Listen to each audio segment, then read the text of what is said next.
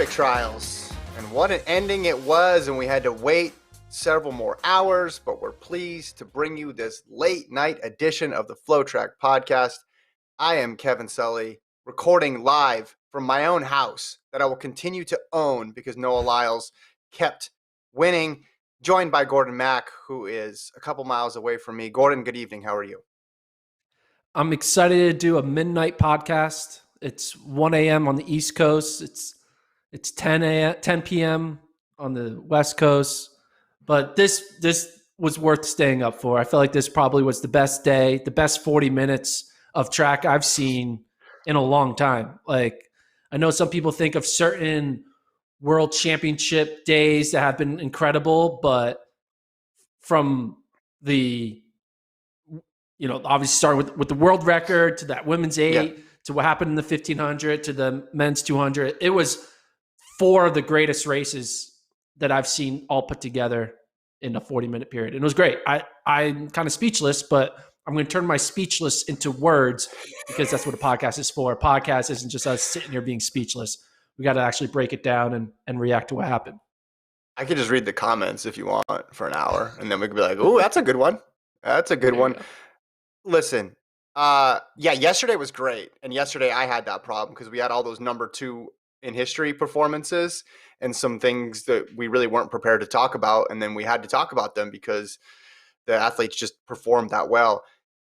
Today was a little bit different. It was some stuff that you thought could happen. Like, you could envision Sydney breaking the world record, but seeing it is different. You could see Cole Hawker have that moment, but to actually do it is different. A thing Mo, we had talked about the potential. We had talked about how versatile she is, and if she gets in this big race, how is she going to respond? And she did it.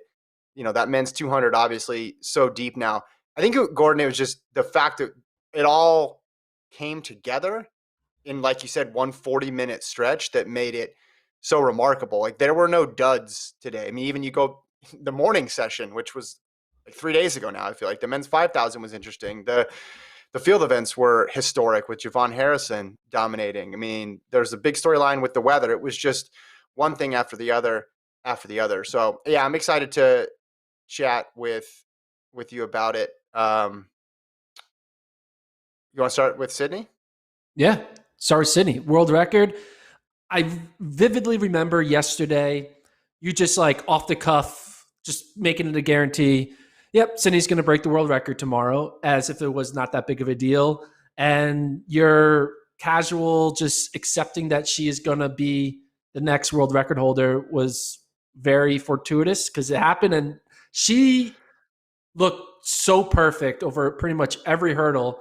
And then she just had that extra jolt, her like fifth gear in the final 50 meters, which is what like secured the world record. Because when I was watching it, having Dalilah Muhammad, the world record holder, on her outside allowed her just to key off her for the first 8 hurdles, where all she had to do is just like, hey, just use Dalilah was basically her rabbit for 330 meters. And then once they got to that final home stretch, then I was like, all right, now I got to use my speed that I have, that I've trained in doing the 100-meter hurdles, and basically accelerate in that final 50, which resulted in a sub 52. And it's just crazy. I mean, what was the world record in the 400 hurdles before Dalilah broke it? Back in the first time she broke it. You're talking pre-trials or U.S. championships in 2019, 52:34. Yeah, but was that Dalilah's? Like, what was like the old? That's the mark Dalilah broke, was 52:34. Okay. And now we're down to 51:90. Yeah. You're right, though. So Sydney, it's a big jump. Sydney's strength is the close. We saw that even in the races that she lost to Dalilah, she would usually make up ground in that last little stretch. And when she was even coming off the home stretch, I think you're right. She used Muhammad to key off of her, and then 9 and 10 really pulled away. But I mean, credit to Muhammad in this race, who has not had a smooth buildup by any means, goes out there and runs 52:42, her third best time in history, I believe, for Dalilah Muhammad. And every time these two get together, it's just in a championship race, it's just iconic. It's Magic and Bird, right? It's Federer and Nadal. It's like they bring the absolute best out of each other. And to see Sydney's beaten her in the past, but not in the championship setting. She'd get her in the Diamond Leagues, and those were good wins, quality wins. But to see it in a championship race was something else. And I don't know if Travis can pull up the photo. This would require some expert digging from you, Travis. When Muhammad broke it in 2019 in Des Moines, remember Sydney had that shocked look on her face? I don't know if you guys remember that one. And then I do, yeah. tonight, she had that same completely shocked look on her face, but it was for her world record. So it just kind of shows you how the two are completely intertwined in history now in this event, because it's only been 2 years, but we've gotten to see the record get passed back and forth. And it's not like the other one's not in the picture, right? Like at hurdle 7, Muhammad's still not out of the hurdle 8. Muhammad's still not out of this. And you're thinking, oh my gosh, is Muhammad actually going to run even better? So here it is. Yeah, put this up. This is 2019. This is Des Moines when Muhammad's breaking the world record, completely stunned, right? And credit to them. They seem to be like great sports about it. And then today she made that similar expression, but when she looked up at the clock, Gordon, she saw 51 starting it. It's crazy. Yeah, she's only 21. I'm just thinking, what is the potential? Like when you break a world record at such a young age, you think like she still has yet to really enter her prime in my mind. I mean, sprinters' prime sometime are a little bit younger than a distance person's prime, but you have to think that 22, 23, 24, she should be even better than what she is now. And it's just unfathomable to think where she goes from here, because she didn't just break the world record by like 0.01 or 0.04. She got to a new level, the sub 52 mark, 51.9. I'm excited to see what these next. She has 5 championship cycles coming up, right? Yeah. With the World Championships and the 2 Olympics. It's just going to be Sydney mania. I mean, we already had Sydney mania when she was in high school and on the up and coming, but now that she now officially can say she is the best in the world currently and all time, it's going to just go to a different level with the amount of Sydney hype going into every championship season. Well, and credit her because she's had a lot of attention on her for years now. She was in this meet in 2016 as a high schooler, and she was tabbed to be the next great American sprinter even before that, even before she made her appearance in the Olympic trials. People in the track and field community were talking about her, and she's lived up to it. And that's so hard. There's so many phenoms who, for whatever reason, some that are completely out of their control, never make it to that even close to the level that Sydney's managed to get to. I got to mention one thing though, Gordon, before we talk about something else. Did you hear the 3-word phrase that Sydney mentioned several times in her post-race interview? I did. Did it hurt you? Speaking of the process, I'm kind of excited about the new trust in the process, because even though we had a great track and field championship today, about a few hours earlier, Chris Hayes of the Yahoo Sports said a certain Dame Lillard out in Portland may be on his way out, and that is the ultimate process, Dame Lillard and Joel Embiid. But I should not. I shouldn't be turning this into a Sixers podcast. This is about the track and field, but I just want to say that trust the process. She did trust the process, and as soon as she did say it, I was watching it with JoJo, and JoJo looked at me and she's like, "Why does everyone say that?" So, just to make you remember, what you're trying to forget. Okay, so Muhammad, great race. I would not, with her, how short her buildup was, and she's mentioned in the post-race interview, she ran 55 a couple weeks ago. And they've talked about getting to sub 52. When she broke the world record, I remember her coach, Boogie Johnson, had mentioned, like sub 52 is possible. We're not at the end of the potential world record breaking in this era with the 400-meter hurdles. So I think Muhammad's got another card to play here. I don't know but Sydney also probably has a level up that she can go to. I was just really impressed that Muhammad was able to run that fast. And I think if you told her going in, hey, you're going to run 52.4 in the final, she'd be happy. And then in third, Anna Cockrell breaks her old PB by almost a second. Gordon goes 53.70. And we had talked going into the meet. Remember we said is her better chance in the high hurdles or the low hurdles? NCAA champ in both, but you're looking at the high hurdles and you're looking at the low hurdle fields and you're looking at the 400 hurdles and you're seeing Sydney, you're seeing Delilah, you're seeing Shamir Little, and you're thinking, man, her best chance might be in the event that she's not as good in the high hurdles. Turns out, no, outside lane didn't matter, and Anna Cockrell is on the Olympic team. The U.S. women's 400 team is the one event where I wish we had 4 athletes go. I wish we had like some way to do the auto like you do at World Champs, where you had defending champion gets the auto. Because I have like not personal thing, but like I really was impressed with what Shamir Little did this regular season. And I was really looking forward to her making her first Olympic team. I thought that she was in line to have a big breakout, postseason. But on the same time, I also was very excited about Anna Cockrell, who we saw what happened to her back in 2019 with the USC 4x4, just dealing with all that, and then coming on strong and being in the shadows of Sydney because they're kind of in the same age. And then you would think, hey, I want Anna Cockrell to make the team. And it's one of those weird things where it's like, you wish there was 4 spots. You wish you could split that 3rd spot between Shamir and Anna. And unfortunately, obviously, you can't do that. Shamir said on Twitter, I have a little surprise for tonight's final. Hope you all love it. But unfortunately, it was a surprise. We got a world record. But man, I really want Shamir. I really wanted Shamir Little on that team. I really wanted Anna Cockrell on the team. I was trying to hedge by putting Cockrell on the short hurdles team. I was like, okay, so they both can be on it. But then once she didn't make the 100 hurdle team, I knew I was going to have to be disappointed one way or the other. But Anna Cockrell, man, that post-race interview where she was getting super emotional about not believing in herself back in 2019, and then 2 years later, she's, going to the Olympics. It's just wild. But I'm hoping. Feel for Little, hits the hurdle. I feel for Little. She had a great season. Hits the hurdle, and she did. Like her rhythm gets all thrown off at that point. And it's got to be tough. She's on the inside looking at McLaughlin and Muhammad. That's just got to be tough. I know you want, it's an advantage to see your competition. You don't want to be running out there with blinders on, but yeah, it's rough. But credit to Cockrell. Yeah, the emotion in her interview. I remember we talked about this on the NCAA show because 2019 she took the team loss personally, USC, when she dropped the baton.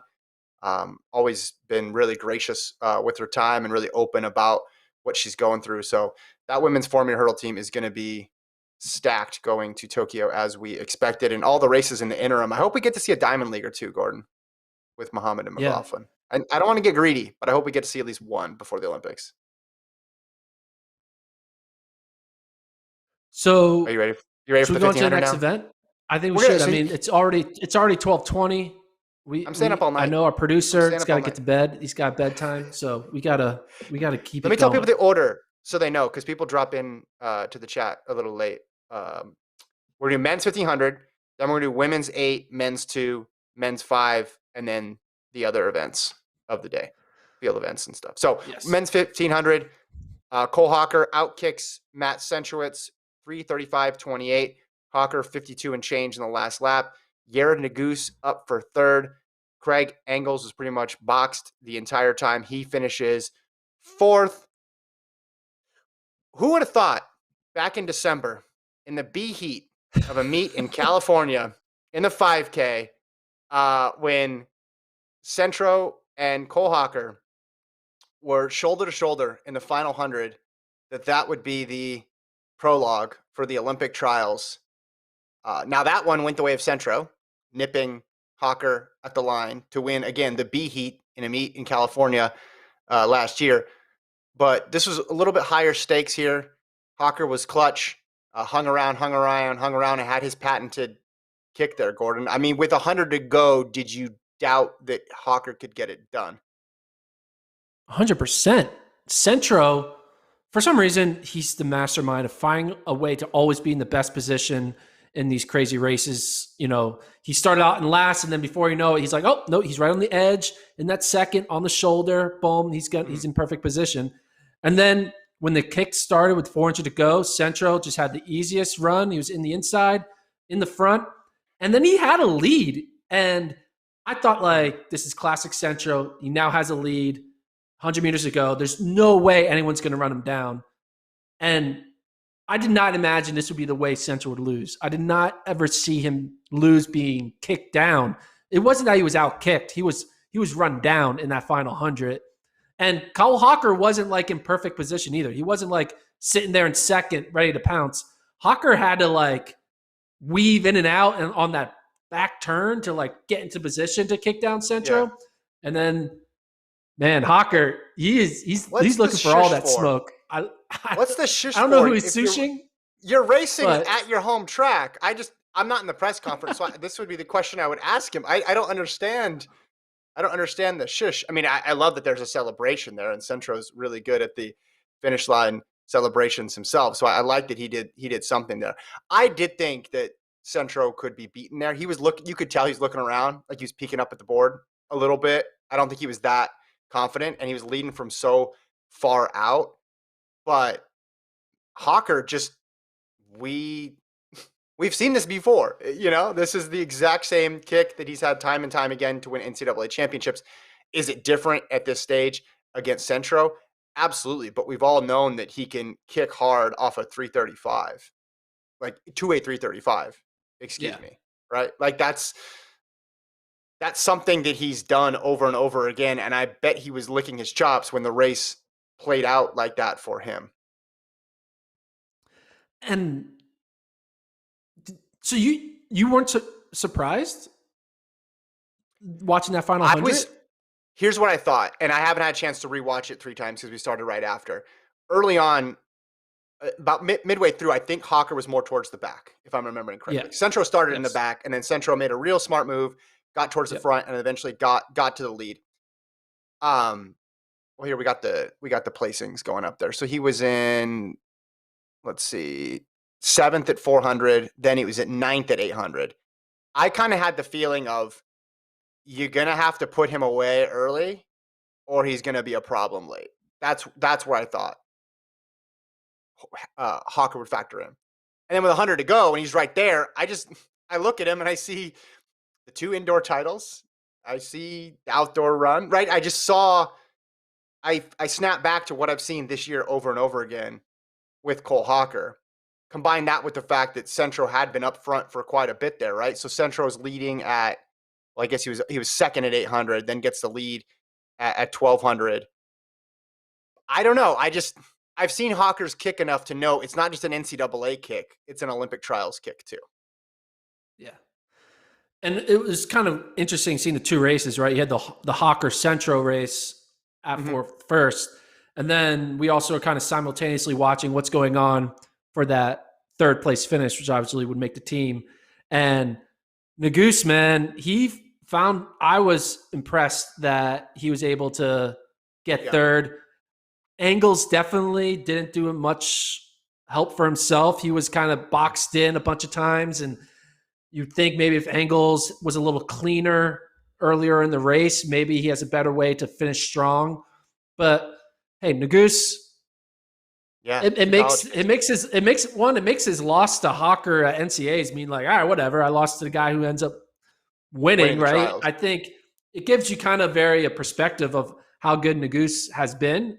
And hey, if you were told in January of 2021 that 66% of Team USA in the 1500 were going to be college kids, you would have made a lot of money on that parlay, right? I mean, no one saw both Hawker and Nagoose making the team. Again, back in early 2021.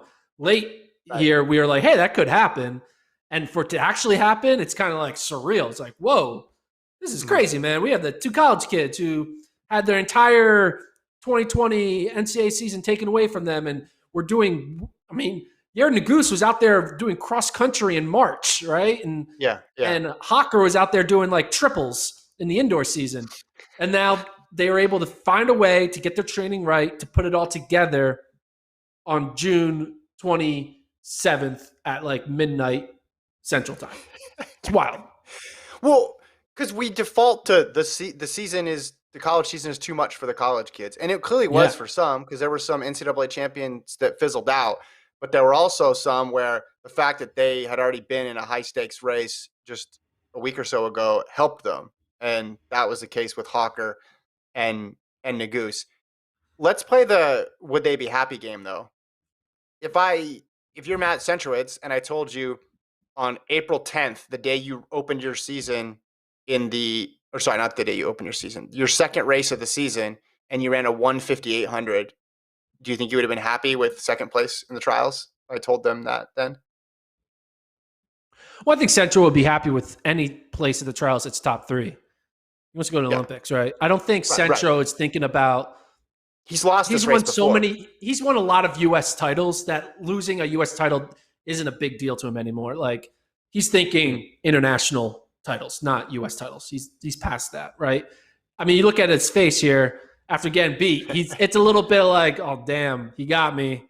Yeah. Well, because if he's going to lose to anybody, he probably didn't want it to be the guy with the Oregon jersey, right? The guy with the your move Centro in the Instagram comments and all that stuff going back and forth. But my point is he's lost U.S.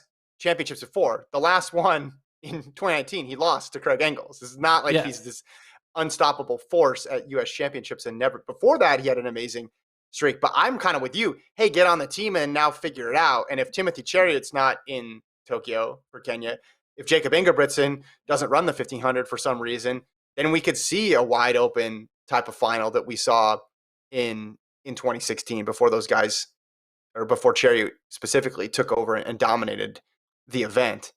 I just think with Hawker, the ability to close with similar to Tier. Now Tier couldn't quite get it done today in the 5,000, but when you can run that fast and close that quickly, you don't really have any weaknesses.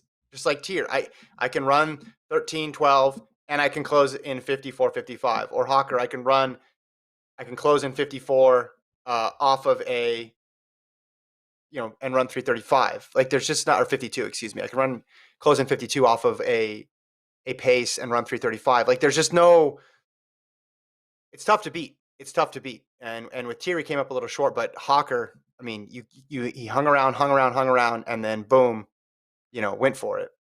And again, took advantage. I want to know the alternate universe where this race was run in 111 degrees. Like what would have happened? Because with Sydney in the 4-meter hurdles, remember I said the only thing that can stop Sydney is the sun, and then they moved it later, so the sun really didn't have any chance at that point because the sun was gone. By the way, did you notice the shots, how beautiful the shots were of the meet when it's actually at night? Like not night in the East Coast and then there's things being run on the West Coast, because that's how normally it is for primetime and TV. It took on a whole new just a whole aura that was different from the previous days. I know it did it because of crazy circumstances. In any event, people want to know, because immediately after the race ends, Lee Diffie yells the word asterisk, which that's the most exciting word in sports. No, that's what you want to hear in sports. As soon as someone crosses the line, you want to hear about the A word, asterisk. And now people are already trying to figure out, hey, is Cole Hawker on the team because he does not have the standard? Luckily, you've been spending the last couple of days digging into this. What is the answer, Gordon? One, I've been spending way too much time figuring this out. So before the race started, I went online and I noticed that basically all of the national championships, in Europe and Asia, all of them have pretty much come to conclusion. So you're able to see if any athlete either got a new standard or increased their world ranking. And basically, I was able to figure it out that I can break it down if you really want me to. There are already 37 athletes who have the standard, and when you remove people who are fourth in their country. So 37, you got 45 go. There's 37 athletes with the standard when you take out fourth, fifth, sixth in countries, right? Because only 3 per country. And that's also assuming 2 of them are U.S. people, aka Centro here and Nagoose. That's 37. They take 45. So now when you go to the first person that gets in on world ranking, the highest ranked person going into this meet was Sam Prekel, who had 1,232 points. And Cole Hawker was ranked 6th in that list with 1,205 points. Now, what happened is Cole Hawker ran 335, which is good for 1,171 points. but because he won the race at a B level meet, I don't know why it's a B level meet, but whatever, you get an extra 100 points.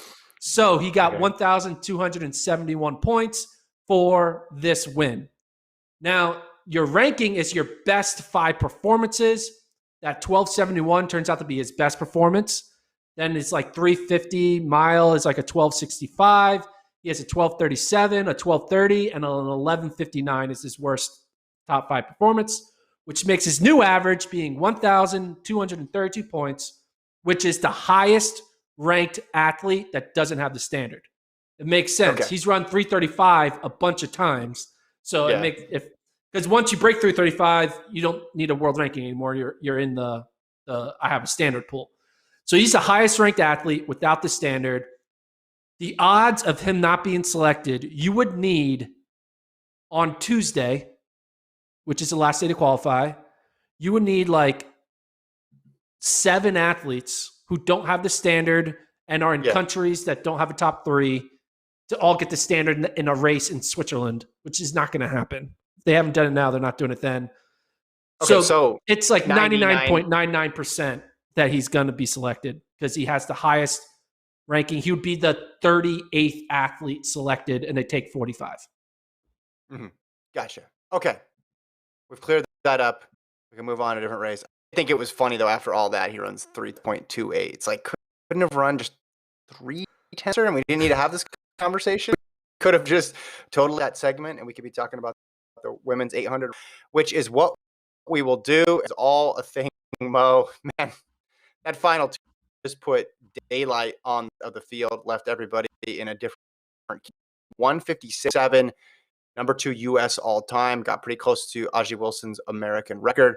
Raven Rogers, solid kick as per usual to get second, 157.66. And I got to tell you, Gordon, the thing that jumped out the most to me, because I had already like compartmentalized with 100 to go, a thing Mo's crushing everybody.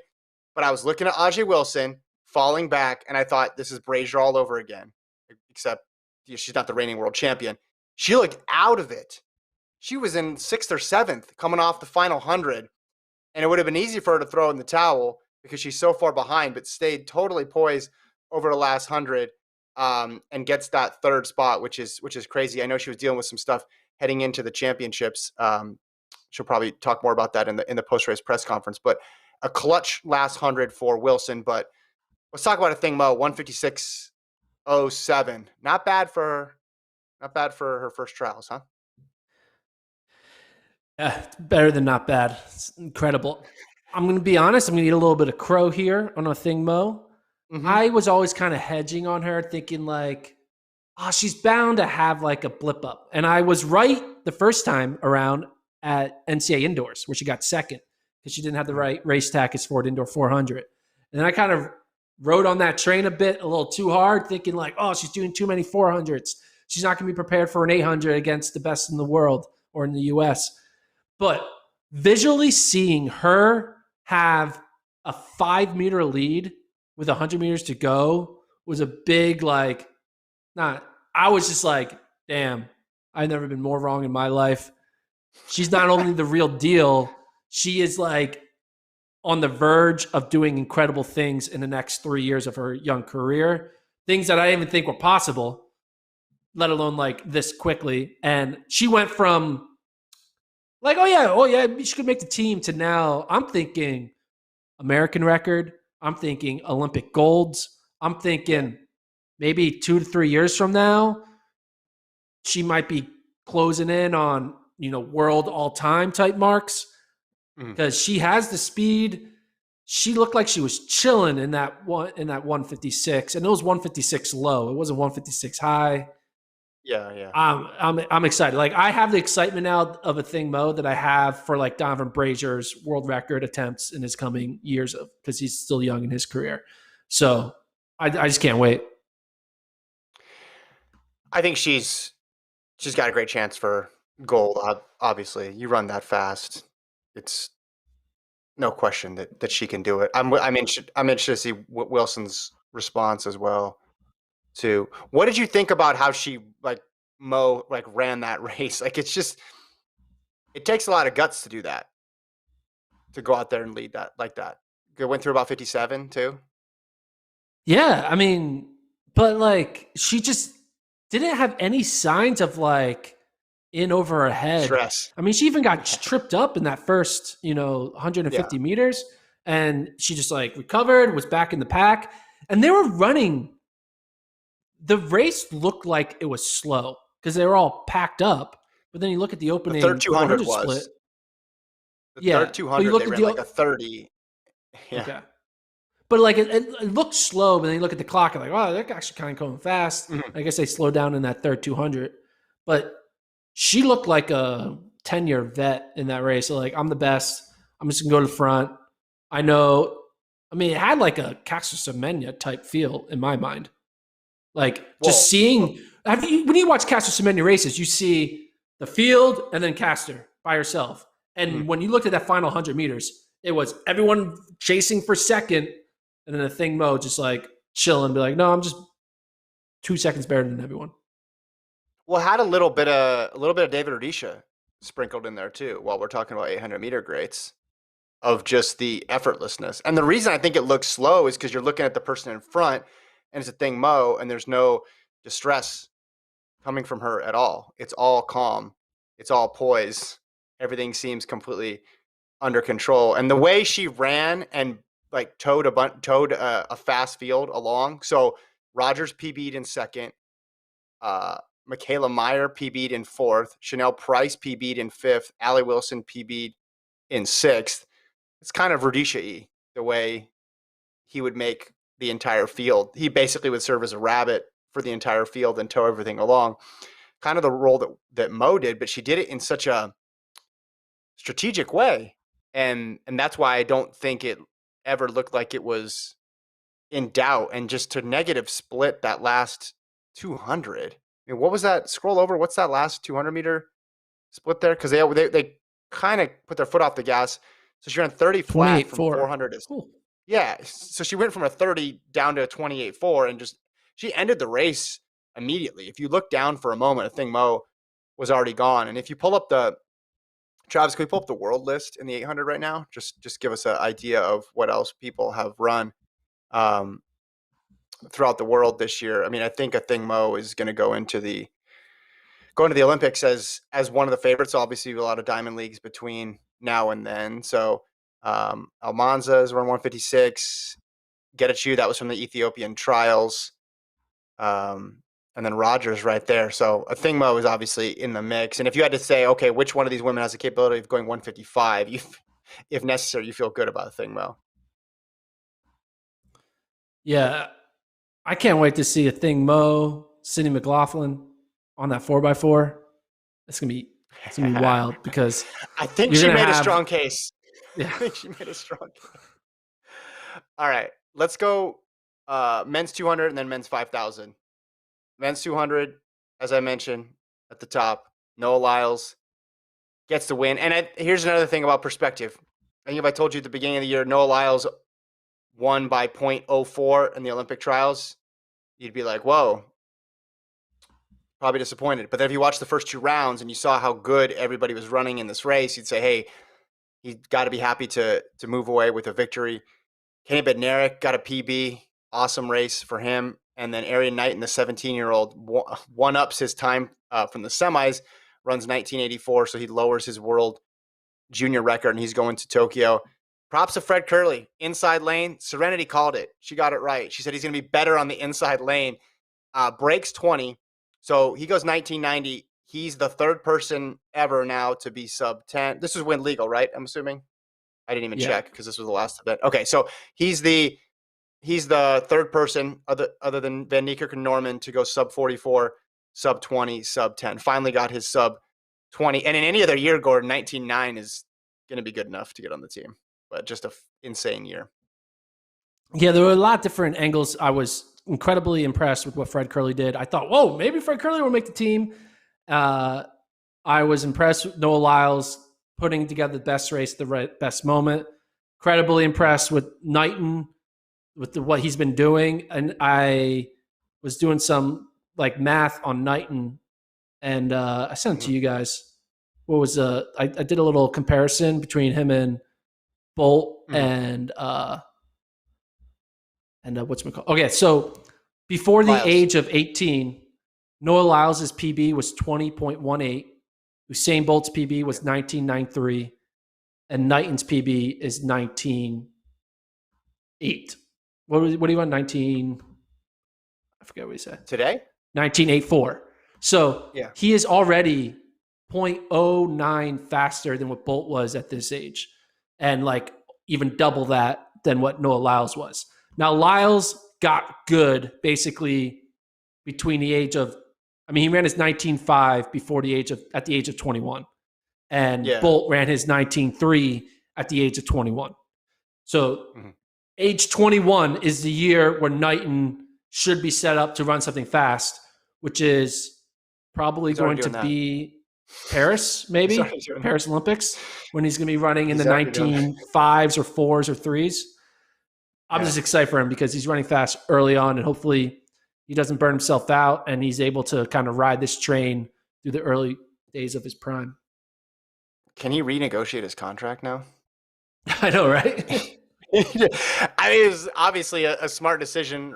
Things are working out very well for him, and he ran a pro schedule, which I think helped him in this meet. He had experience racing against fast people, and he was not over raced. He was not under raced. He came in really at the optimal position to compete. But now he's an Olympian, and I don't even know. I mean, Adidas signed him last year, right? Because you're in that 20.3 as a sophomore, if I'm remembering that right. And Adidas signed him. Maybe they signed him in 19. We know when. Travis will know this. Let me just look. Goes pro. I believe it was 2019. Uh, and oh wait, what was it this year? Oh, I'm sorry, I'm way off. 2021. He signed the contract. Sorry, when did he run 20.33? Oh, that was the pandemic year. Okay, so his value's only increased. I think when he signed that contract, do you think Adidas thought we're signing somebody who's going to make the Olympics this year? Best case No, scenario, maybe. they were thinking we're signing someone's going to make maybe a world team in 22 or 23. I don't think they were Yeah, thinking immediate success. yeah. Ryan in the chat says your house is looking safer. Thank you, Ryan. That's why I'm recording from my house today, just to let people know that it's still intact. But listen. If you had told me at the beginning of the year, hey, you're going to bet your house on a guy who wins by 0.04 at the Olympic trials, I would not feel great. So I don't feel great. I'm not going to feel great until we get the 19.5 Lyles. That's what I need to feel secure. I Or the think we might. 19.4 Lyles. I think we might. Is this just a long game? Is that what this is? I'll have to watch I this think interview after to see if we can glean anything else from it, but that's what I want to see. I think we might. I think he's going to run in at least a 19.6 or 19.5 in Tokyo. I think he's setting himself up to run a 19.6 or a 19.5 in Tokyo. Mm-hmm. That's just my Well, two cents.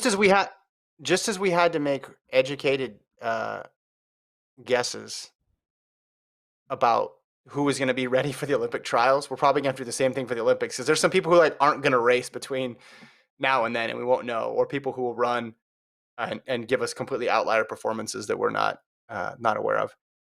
Let's move on now. Unless there's anything else in the 200. Oh, we should mention Laird, NCAA 100 meter champ, sixth, 20.15. Isaiah Young was fifth, 20.03. But I'll let you take the lead here on the men's 5,000 that took place this morning.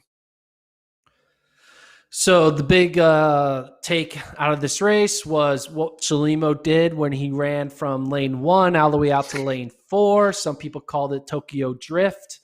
A little play on going to Tokyo and Fast and Furious, which is they now have Fast 9. Are they on 9 Fast and Furiouses? That's a lot of Fast and They Furiouses. are.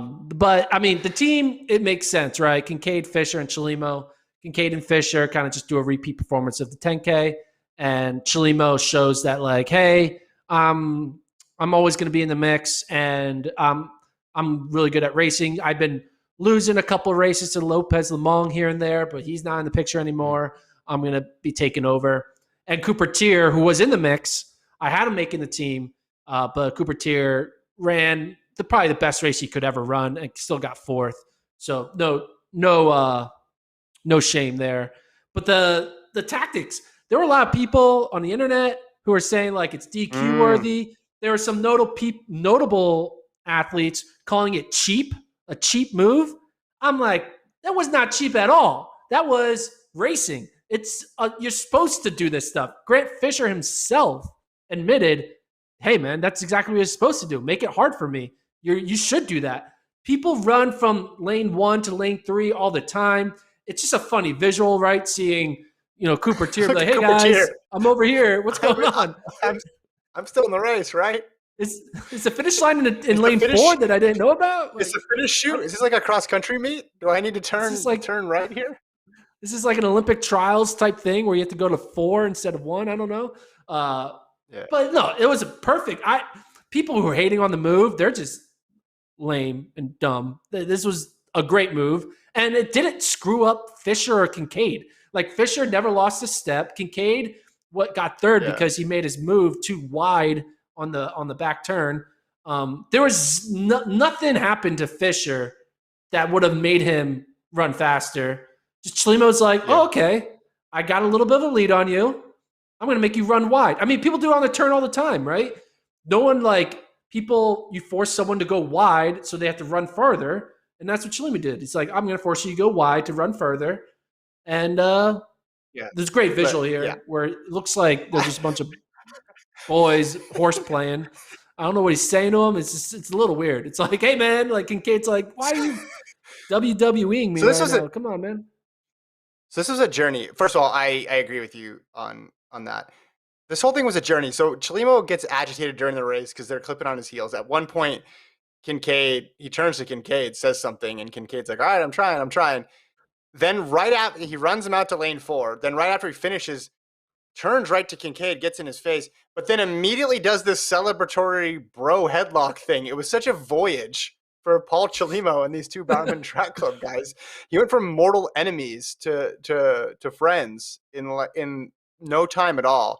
It was very bizarre. Yeah, I'm with you. If he made contact, that's one thing. If he made like a completely sudden turn out and was clearly obstructing him, that's fine. But I think the whole point when you're in front, you get to dictate a little bit the direction you go. The problem is none of this stuff is enshrined in the rule book, right? It says you're supposed to run in a straight line, but it doesn't say that you should be DQ'd if you are. It mentions things like inhibiting and obstructing, but what he wasn't physically making contact with them.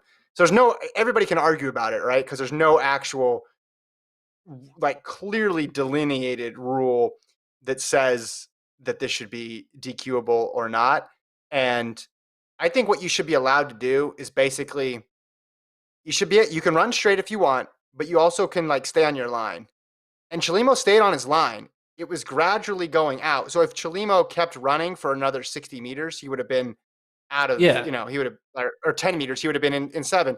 Like he maintained the same direct, and you could tell he was doing that because he didn't run into either of those guys. Here's another great. He was just doing headlocks all the way around. This is just amazing. I don't understand this evolution of the. I want to know what Grant Fisher had to say about the headlock, not about running out to lane 4. Oh my goodness. Chelimo keeps it interesting though. He does. I was excited for him. Chelimo's one of my favorite athletes. I love his vibe. He talks about just the way he puts high expectations on himself, and he's not afraid to like disappoint on his expectations. Some people are always, I don't know, I'll see how I feel. He's always like, no, man, I want to win, or I want this, I want that. I mean, he one time made like a prediction or a goal that he would like not lose another race or something like that. Remember that? In like 2019, he's like, I'm going to win every race in 2018 or 19 or something like that. And then he lost like the second race. And it's like, all right, but like he puts it out there. He wants to be who he is. And he had a funny kind of tweet in reaction to John Galt talking about the drift. And he's like, hey, man, I'm just following COVID regulations, keeping 6 feet distance. They just kept on getting closer to me. I wasn't trying to do it. They were going towards me. I was trying to get away from them. I was, Here's the thing. Here's the thing. Like you do that move, but there's also a disadvantage to it, meaning you open up lane 1. So it's a strategy. And if Cooper Tier and 2 other people had gone through in lane 1, we all would have said, what was he thinking? So it's a tactical decision. Again, I think if he makes the move a bit more dramatically or he makes physical contact, then it's a different story. But he leaves himself open to be passed on the inside. When he does that, he took the risk. It worked. Again, you see it all the time. Maybe not as extreme going out to 4, but you definitely see it into 2, into 3, and it's just part of the sport, just part of racing. And the conversations during the race were fun to see. Like he's like talking to Hassan Mead, like stop stepping on my. At a certain point, Kara Goucher brought up a good point. She's like, he just gotta like calm down. He just gotta. It was like a player like talking to the refs too much and not getting back on defense. That's how I felt watching that race. Kincaid, man, though his kick, Dude, Kincaid with a couple laps, that's he was in a box inside of another box, inside of another box, inside of inside of another box. like yeah, instead of a Rubik's Cube or something. Like, there was no way he was going to get out. He Houdini'd it completely. And then all of a sudden he's there and he's just flying around the track. I don't know when Woody Kincaid got the greatest kick in American track and field, but he does. And it's really fun to watch. Fisher, he had that opportunity. He tried to go by in the backstretch and Shalima held him off. And that's where really this race was dictated in that last the lead up to the running out into lane 4, right? That all the stuff that came before it made it so that would be possible. But yeah, Kincaid's close was nuts. What do you think about these guys running both events in Tokyo? Obviously, if one of them scratches the 5K, that puts Cooper Teeter in. If one of them scratches the 10K, that would put Ben True in. Yeah, so the 10K is first for the men, and for the women, the 5K is first. So there's no reason to ever scratch the event that is second, because the only event you would ever scratch is an event that's before, because you want to stay fresher for your main event. So the only situation we're really going to see is either Carissa Schweizer scratching the 5, or seeing Woody Kincaid or Grant Fisher scratching the 10.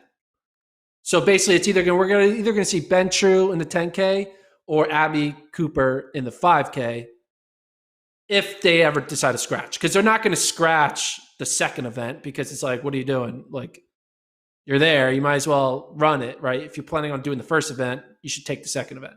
But if you only want to do the second event, then you should scratch the first event. So I think, I don't know, like I could see Kincaid or double. Fisher.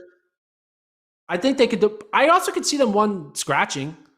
I could see one of them being like, hey, I'm just going to go all in on 5K. I want to be as fresh as possible. I want to have my best kick available for that 5K final and not put anything on my legs in the 10K. But then again, there are elite athletes. It's not like the 10K is a day before. It's time to rest. It's time to recover. Off. Yeah. So it's not the end of the world. Yeah. What do you think is? What do you think Kincaid's best event is? What do you think Fisher's best event is? And what do you think Carissa Schweizer's best event is? Because they're the ones who have this potential double.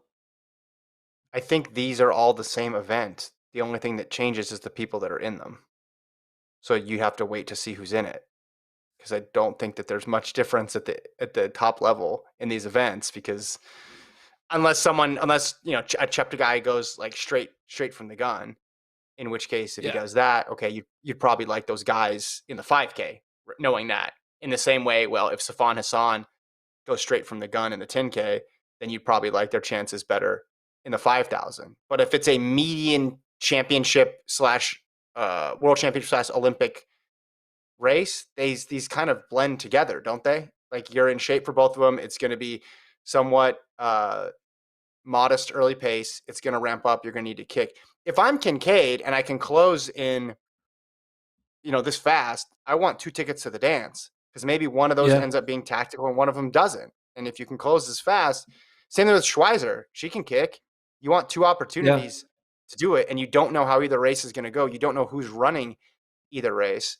But, in the championship setting, a lot of times the 5 and the 10 kind of blend together. So the only exception would be if somebody makes it super duper honest, and then I think you'd like them both in the shorter shorter race just because, if Cheptegei's going to go out there and run 26:30, then that changes things. All right.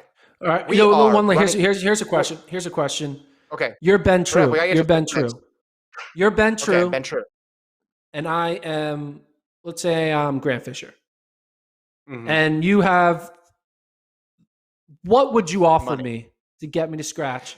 And what number do you think it would take? Would you be willing to give that you think would actually convince Grant? Because if you're like, I'll give you $100, Grant's gonna be like, whatever, cool. Mm-hmm. But like, what's the number that you could give that would convince me, Grant Fisher, to take it and be like, all right, yeah, you can have it? Well, if it's me, I'd get my house. The house? That's what I would do. That's what I'm willing. I'd have, I'd double up on my not Lyle's bet, have 2 houses, and then I'd have Okay, and use one to the spare. winning house towards making the team. True is deserving. He's been around, solid, ran a great race. Tier is deserving. Abby Cooper is deserving. There's so many fourth place people who are deserving. Things can happen. Injuries pop up. You never know. It's tough to count on scratches, especially in an event like the 5 and the 10 that are separate in the. Okay, I'm Ben Olympics. True, and you're Grant Fisher. You're 24 years old, and I say I will give you a check for $10,000. Would you take it and give me the spot? No, I wouldn't. Okay, I write you a check for $25,000. I need to know how much my contract is, but you're getting closer to my number. Right? It's like you're still going to the Olympics. It's not like you're giving up your Olympic spot. You still get to go to the Olympics. But the thing is, if the race that you scratch ends up being way more winnable because of who ends up being in it, you're gonna kick yourself for the rest of your life.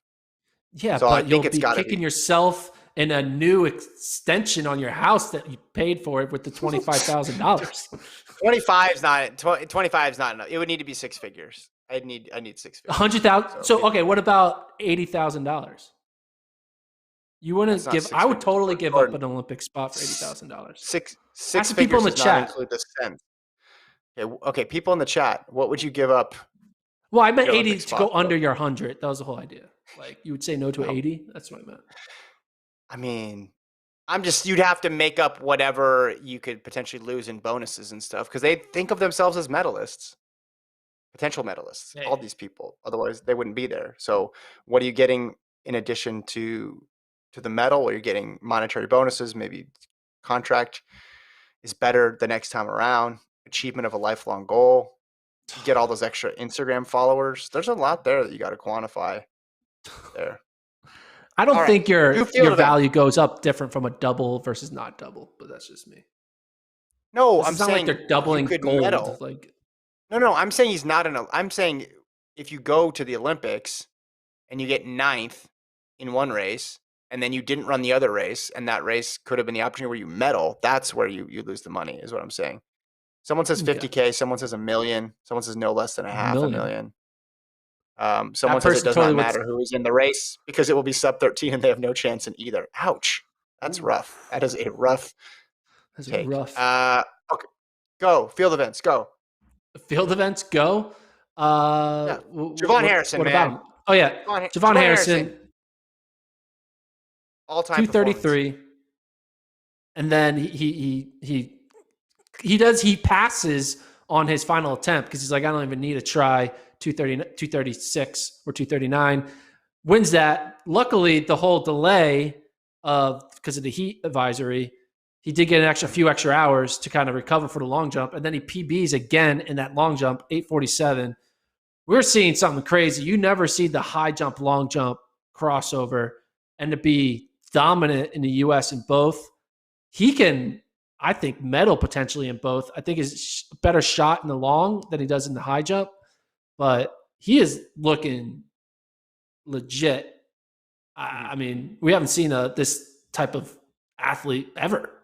I mean, I don't know the last time I've seen a high jump, long jumper.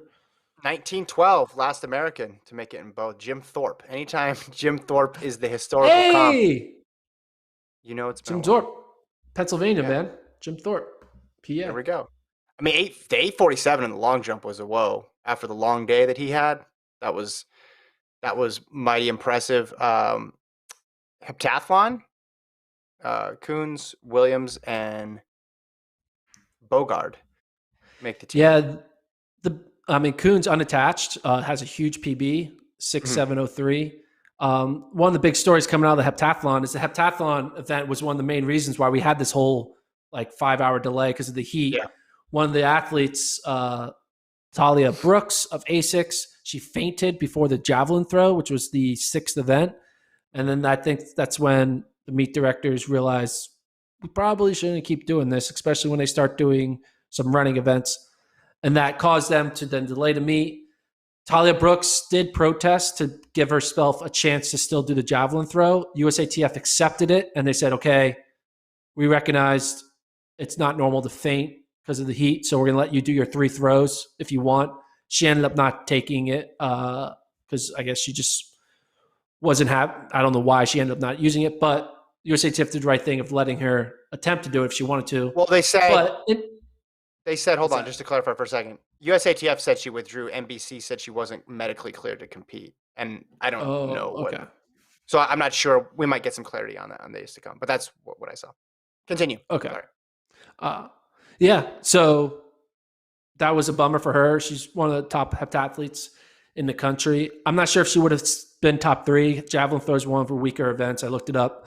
Her PB isn't that good in that event. So the odds of her making top 3, even if she was healthy, are Mhm. probably on the edge of not happening. But we have a great team. I mean, the top 3 all uh, performing over 6,600 points. It's very good. The top 2 women PB'd. So it's exciting. Mhm.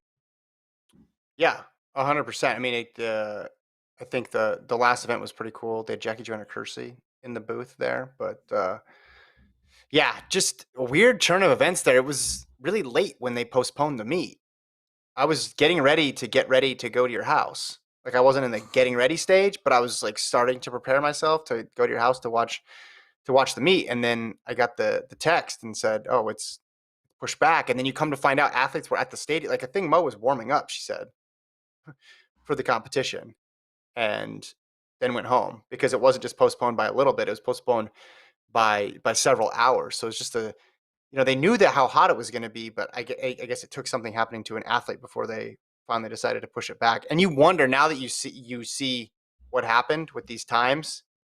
Maybe they could have done it in 111, but I don't. I think there's a big difference between high 90s and what we were going to see today with like 111 or 112, and maybe the performances aren't as good. It's pretty crazy in terms of history too. I forgot to mention Arian Knighton, youngest U.S. man to make a team since Jim Ryan. I forgot to mention that in the 200 meter Incredible. discussion. Yeah, so a lot of He does history. not look like he's not running like a 17-year-old. He's running like a 20, 21-year-old. It's Yeah, wild. it's crazy. Like it's weird because we're in the Olympic season, right? And you jump in and you look at these other sports and you see other athletes in other sports who are super young making teams and contending for medals.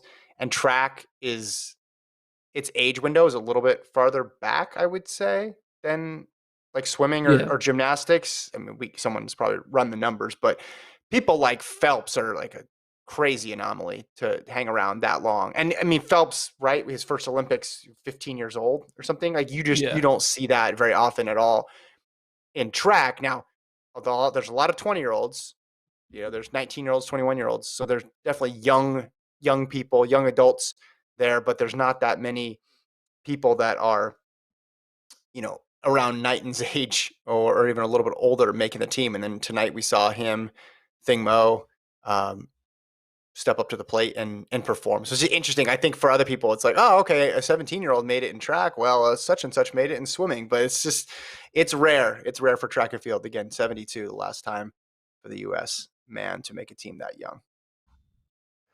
You know what would have been funny if during this heat advisory where they had to postpone the meet, if Mount Sac like Twitter account tweeted out like the temperature in California right now. I saw some Des Moines people posting, and then I remembered that in 2019, or was it 18? 18, they had to postpone the meet because of lightning. And Yeah, I remember that too. Michael Norman literally left. He was like, I'm not going to wait Yeah, you didn't do the to final. run. I'm not going to run a 200 anymore. Non-championship year. Evan Jager came back. That was funny. But yeah, the weather obviously was unpredictable.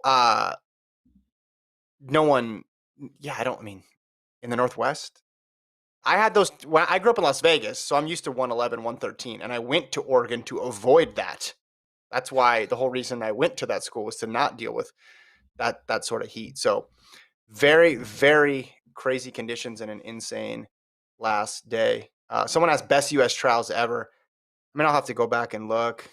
I don't want to just be stuck in the moment, but Yeah, I'm taking it it for feels sure. it It is the best. it feels so. I've been to the last three, 08, 12, and 16, and I don't remember there being days like this in either one of those. Just the combination of the surprise winners, the dominance shown, and the times put down, I think Like, was without equal. how many boring events could you say there were? There were. I know we normally do like best events, but like, what's our boring top three? It's kind of hard to find three boring events. I mean, you could argue maybe because like the hundreds, they had the Fred Curley factor and Sha'Carri Richardson factor. 200s, obviously not Lyles, Knighton, and Gabby. 400, you had Allison Felix. 400 men, you could probably say that was probably one of the more boring ones because Michael Norman won. It's like, okay, cool. Yeah, 800s, they were interesting on crazy. both sides, right? The Donovan Brazier, Thing Mo situation. 1500s, that was great, both men and women. Mm. Steeple, women, I would say it was what we expected, I guess. So you could say Mm. half boring. Men was kind of probably half boring. So combine them to be one boring. So we're at two full borings. 5Ks were women was kind of a half boring. Men was good. So we're at 2.5 borings. And then the 10Ks I thought were good on both sides. So yeah, 2.5 Well, borings on the track events. but you'll remember. Well, you didn't do the hurdles. Yeah, well, both 400 hurdles were good on the men's side and women's side. I would say the 100 women's, maybe you could call it boring. So we're at three borings, 3.5 borings out of the 22 or 20 track events. Yeah, That's pretty good. I That's think. 17 great events and only three borings. This is great. That's an Well, all-time great. I don't know about you, but I'll take well, and then 17 you out of 20 any day. well, and then you throw in Krauser in the shot. You throw in what Yes, yeah.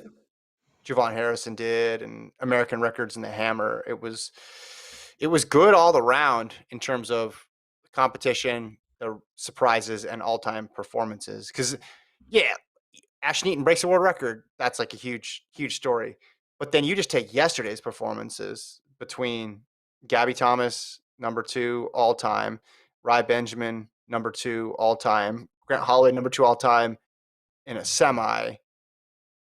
That was in and of itself crazy. And then you go into today. I always judge us on like, what are you going to remember about the meet? And I think there was a lot here that you're going to remember about the 2021 trials. It's going to be easy Yeah. to like, oh, okay. That was 2021. That's the year that Hawker had that crazy kick, or a Thing Mo went nuts, or Arian Knighton pulled a Noah Lyles and almost beat Noah Lyles. Joseph says lack of ability to interview runners, boring.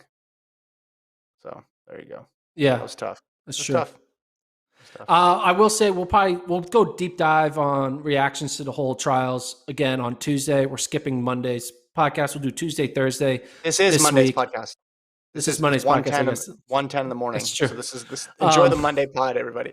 Oh, we're getting a lot of Jamaica talk. Like, hey, can you guys talk about the Jamaican trials? And they were crazy. There was some surprises. Omar McLeod oh yeah, uh, didn't finish top 3. So there's a lot going on that we're gonna get to, and we'll give a more thorough breakdown of the big picture heading out of Eugene. We'll talk about that. We're gonna go Tuesday, Thursday. Is that correct? yeah. We'll go Tuesday, Thursday. I do want to say before we go into Tuesday, I want to tease what we'll talk about. There were 22 running events, men and women, 11 men, 11 women for the Olympic And trials. none of them were boring. No, yeah. Because I'm including the 2 marathon races. In 2016, 16 of the 22 champions were Nike athletes. 2 were Saucony, 2 New Balance, 1 Adidas, 1 Oiselle. Hashtag Kate Grace. But 16 of 22 are Nike.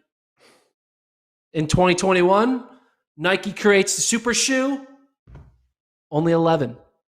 They only won 11 of the 22. Nike got 11 champions. And I'm counting Cole Hawker as a Nike athlete because he was wearing a Nike jersey with Oregon. But 11 Nike, 6 New Balance. So they went from 2 in 2016 to 6 in 2021. Adidas went from 1 to 3, and Hoka won 1, got 2. Hillary Bohr and Alfine Tulamic in the marathon. So Nike losing its stranglehold of the champions. You should post that and then put ... just asking questions on Twitter. Just because you got to preface it with, and then they made the super shoe to make it really seem like that's what caused the change. Okay, we'll leave it there.